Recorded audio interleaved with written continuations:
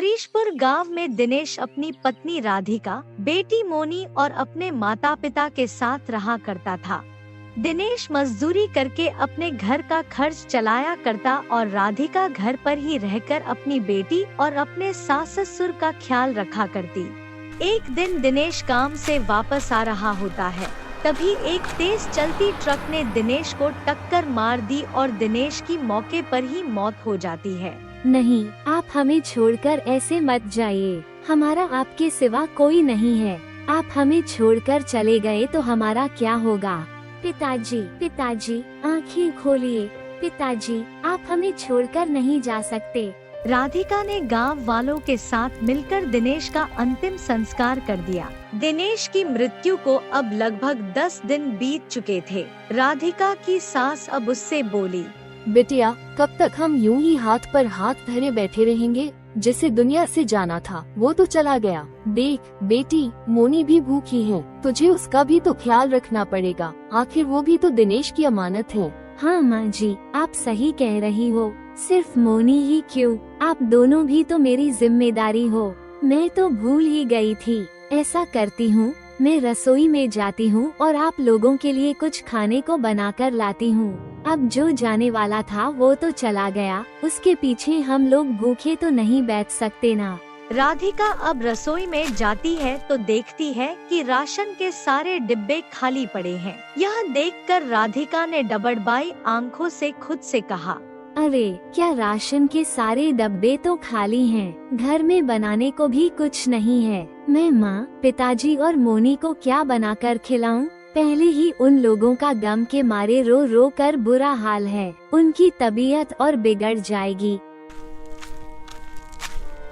बेटी, मैं जानती हूँ कि राशन के सारे डब्बे खाली हो चुके हैं। मेरे बेटे को गए पूरे 10 दिन बीत चुके हैं। अब हम दोनों को ही मिलकर कुछ करना होगा ताकि इस घर का खर्चा चल सके। अरे नहीं नहीं माँ, ऐसा मत बोलिए। मैं अकेली ही काफी हूँ। आप लोगों का खर्चा मैं संभाल लूंगी। आप बिल्कुल भी चिंता मत करो। आप ज्यादा चिंता करोगी तो आपकी तबीयत खराब हो जाएगी। वो तो ठीक है बेटी, लेकिन तू अकेले क्या करेगी? दिनेश तो मजदूरी करता था, लेकिन तू तो मजदूरी भी नहीं कर पाएगी। हाँ माँ जी, मैं देखती हूँ, शायद मेरे लिए कोई और काम मिल जाए। फिर राधिका अपने लिए काम ढूंढने गांव में निकल जाती है। उसने गांव में कई जगह पर पता किया। तपती जमीन पर वह गांव गांव भटक रही थी, लेकिन उसे कहीं भी अपने लायक कोई काम ना मिला। थक हार कर राधिका शाम को घर वापस आई और उसने सारी बातें अपनी सास को बताई। यह सुनकर राधिका के ससुर बोल पड़े, अरे बेटी, तुझे काम ढूंढने की भला क्या जरूरत है? तेरे हाथों में तो खुद हुनर है। मैं समझी नहीं पिताजी कि आप क्या कहना चाह रहे हैं। मुझे थोड़ा अच्छे से समझाइए। बेटी, तू कितने अच्छे समोसे बनाती है, एकदम लाजवाब। तू समोसे की दुकान क्यों नहीं लगाती? इससे अच्छा काम भला क्या हो सकता है? हाँ पिताजी, आप सही कहते हैं। मैं ऐसा ही करती हूँ कि एक ठेला किराए पर ले लेती हूँ और समोसे की दुकान लगाना शुरू कर देती हूँ। शायद उससे हमारा कुछ गुजारा हो जाए। राधिका ने इकट्ठे किए गए कुछ पैसे निकाले और समोसे की दुकान गांव के बाजार में खोल ली। समोसे ले लो, समोसे, गर्मा गर्म समोसे, स्वादिष्ट समोसे, वो भी सस्ते दाम पर। आओ आओ, समोसे खाओ।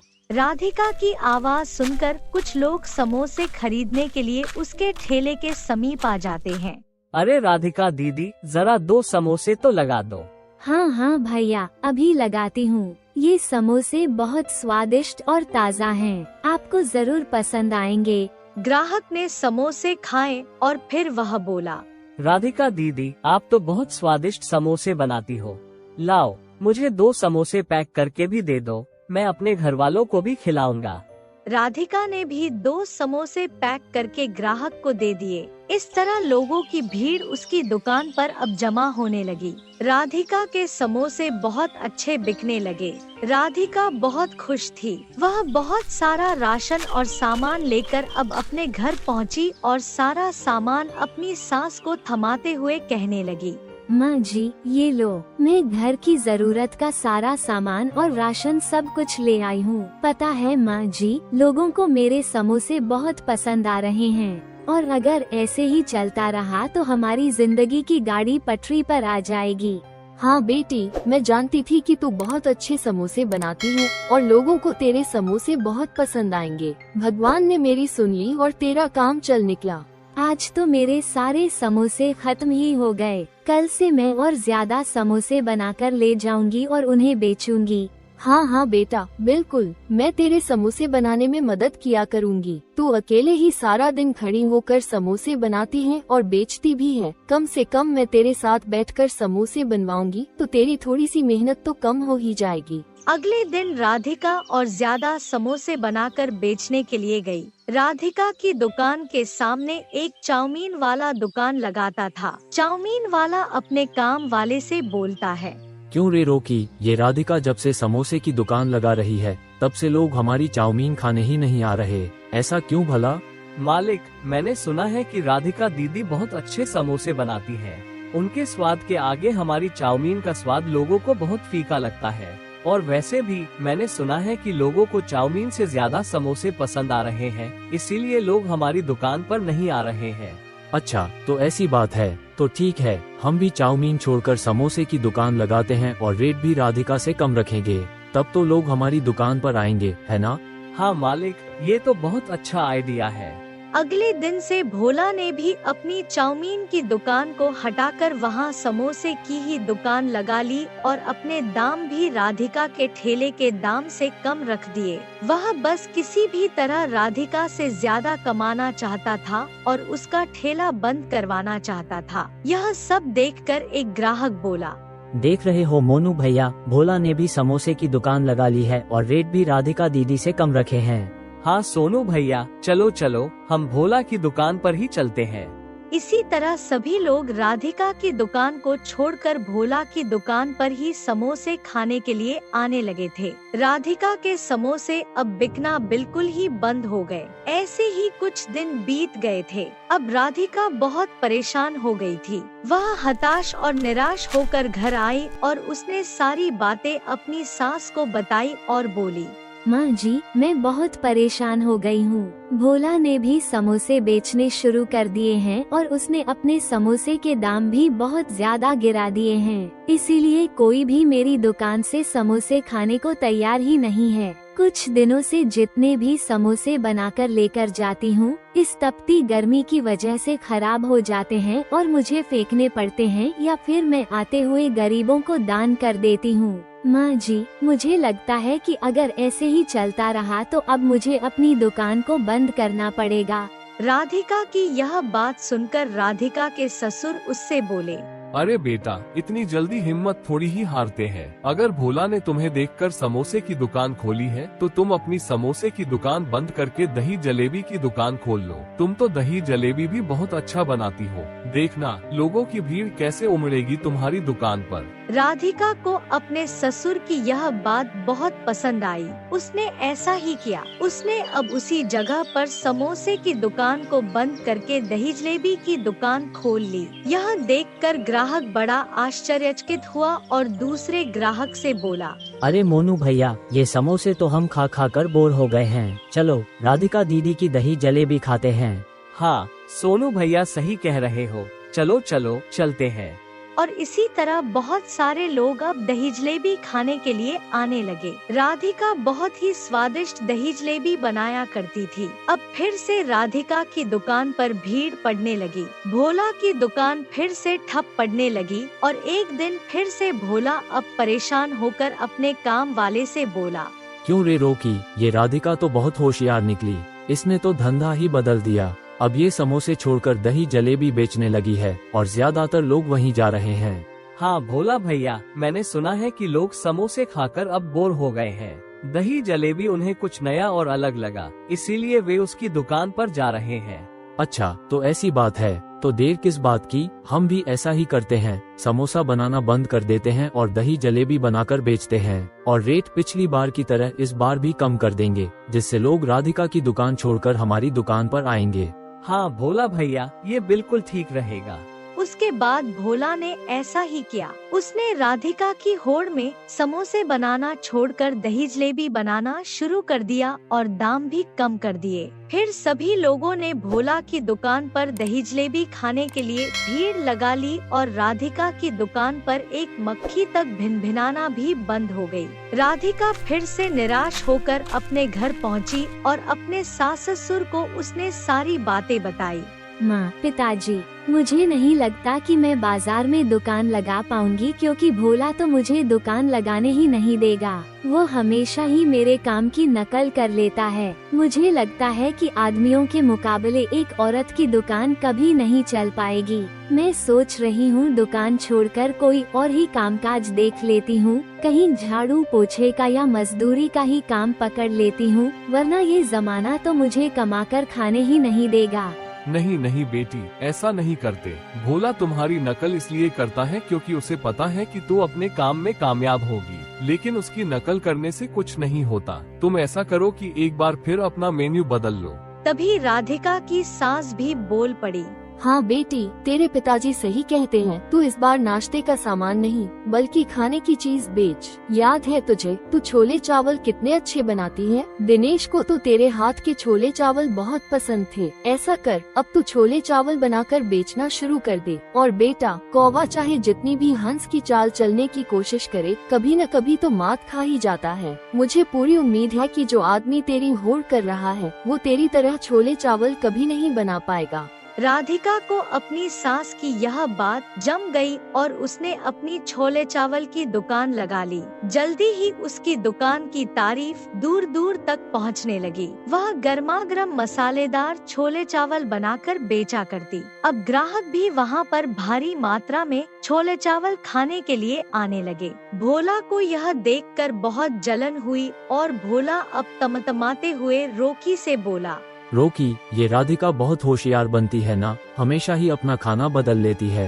हाँ भैया, और खाने से याद आया, इस बार तो राधिका दीदी ने नाश्ते के आइटम हटाकर सीधे खाना ही परोसना शुरू कर दिया है। लोग छोले चावल खाकर ज्यादा खुश हैं। उनका कहना है कि जितने पैसे में नाश्ता मिलता है उतने में भरपेट खाना मिल रहा है। ऐसे में तुम्हारा नाश्ता कौन करेगा? और उनकी छोले चावल तो वाकई बहुत स्वादिष्ट है। तो बताइए मालिक, हमें आगे क्या करना चाहिए? अरे रोकी भाई, अब करना क्या है? जो पिछली बार किया था वही इस बार भी करेंगे। हम भी अपनी नाश्ते की दुकान बंद करके खाने की दुकान खोल लेते हैं। हम भी छोले चावल बनाकर बेचेंगे और राधिका से कम रेट पर। तब देखेंगे कि ग्राहक राधिका की दुकान पर भला कैसे दिखते हैं। आज नहीं तो कल राधिका को दुकानदारी छोड़कर भागना ही पड़ेगा। ये बिल्कुल ठीक कहा आपने भोला भैया।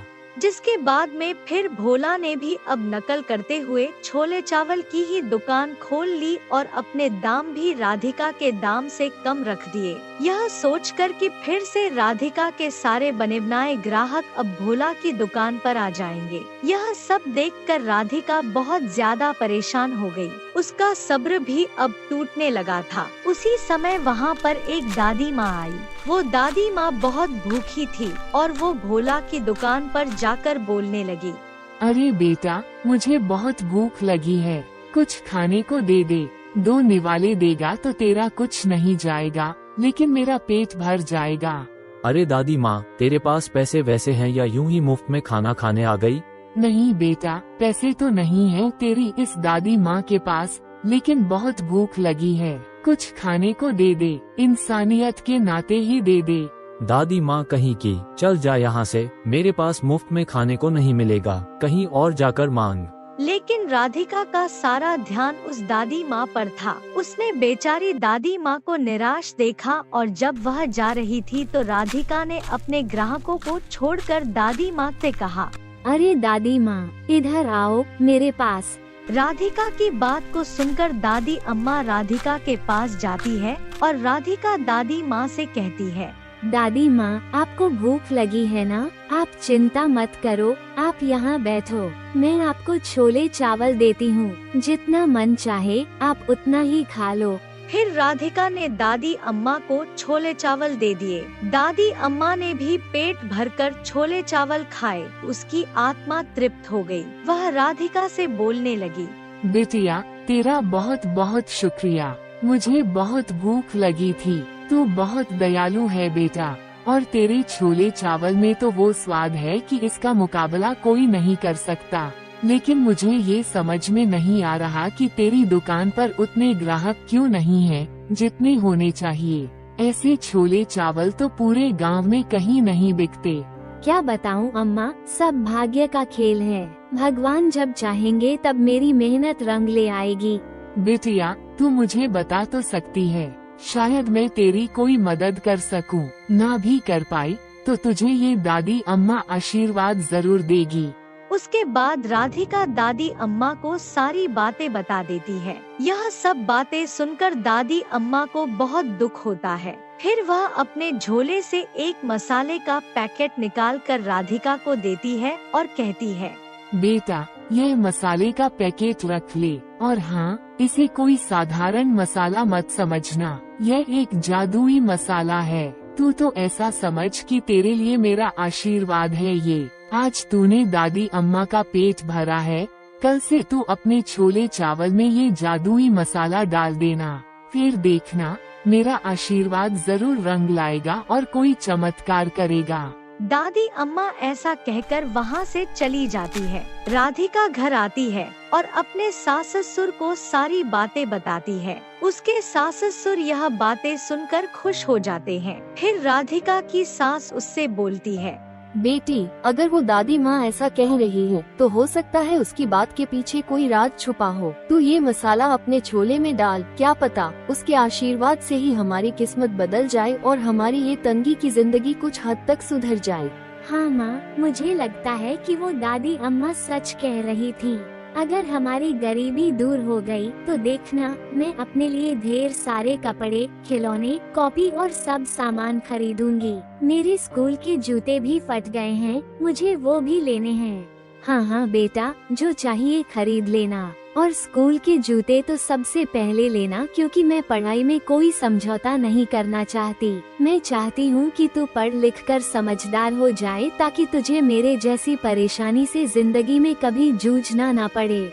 अगले दिन राधिका जब अपनी छोले चावल बना रही थी तो उसने दादी माँ का दिया हुआ मसाला उसमें डाला।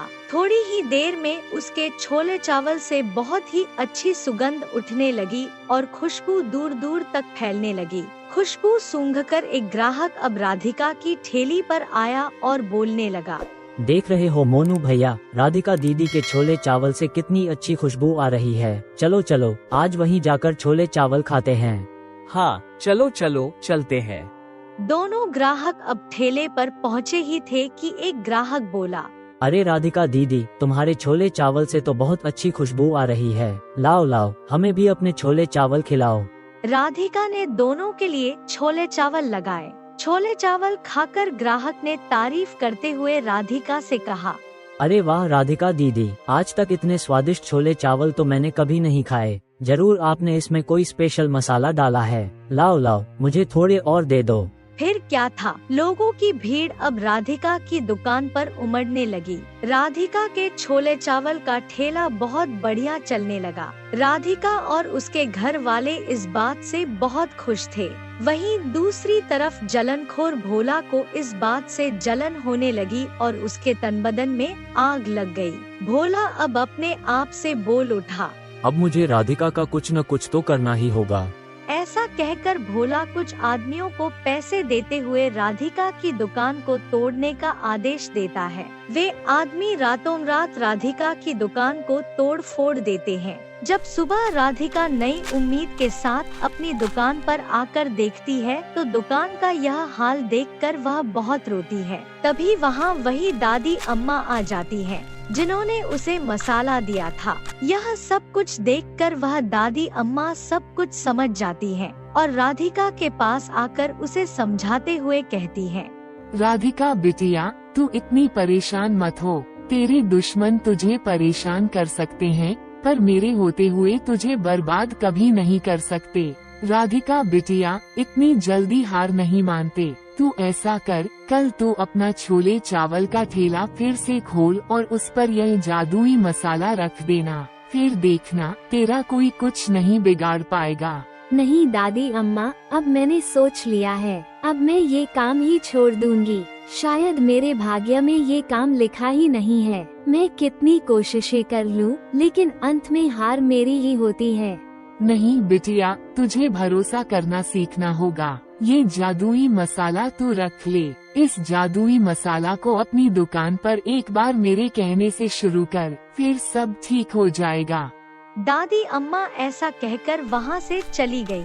राधिका घर आई और सारी बातें उसने अपने सास ससुर को बताई। यह सब सुनकर उसकी सास अपने कमरे में गई और थोड़ी देर बाद बाहर आकर राधिका को एक छोटा सा मंगलसूत्र देते हुए कहने लगी, ये ले बिटिया, ये मेरा पुराना मंगलसूत्र है। तेरे पिताजी ने मुझे शादी में दिया था, तब से मैंने इसे संभाल कर रखा है। तू इसे बेच दे और अपनी छोले चावल की दुकान फिर से शुरू कर दे। मुझे उस दादी माँ की बातों पर ना जाने क्यों पूरा विश्वास है। राधिका ने उस मंगलसूत्र को बेच दिया और अपनी छोले चावल की दुकान फिर से शुरू की। भोला ने जब यह देखा तो उसने अपने आदमियों को दोबारा से राधिका की दुकान को तोड़ने के लिए भेजा, लेकिन जैसे ही वे आदमी राधिका की दुकान तोड़ने के लिए आगे बढ़े, उन्हें एक नंगी तार से जोर का करंट लगा और वे दूर जाकर गिरे। फिर वे दौड़ते हुए भोला के पास आए और सारी बातें बताने लगे। ना बाबा ना, हम तो वहाँ नहीं जाएंगे। इतनी जोर का करंट का झटका लगा है कि सारी जिंदगी याद रहेगा। ऐसा कहकर वे लोग भाग गए। भोला गुस्सा हुआ और बोला, मैं खुद जाकर उसकी दुकान तोड़ूंगा। और उसके बाद वह राधिका की दुकान तोड़ने के लिए वहां पहुंचा। जैसे ही उसने अपना हाथ बढ़ाया, अचानक से एक नंगी तार उड़ते हुए आई और उसे फिर से जोर का करंट लगा। थोड़ी ही देर में उसे होश आया तो उसने राधिका के पास जाकर उसके पैर पकड़ लिए और उससे माफी मांगने लगा। राधिका को भी उस पर दया आ गई और उसने उसे माफ कर दिया। अब राधिका पूरी शांति के साथ अपना ठेला अच्छे से चलाने लगी। इस तरह राधिका की जिंदगी में सब कुछ कुशल मंगल हो गया।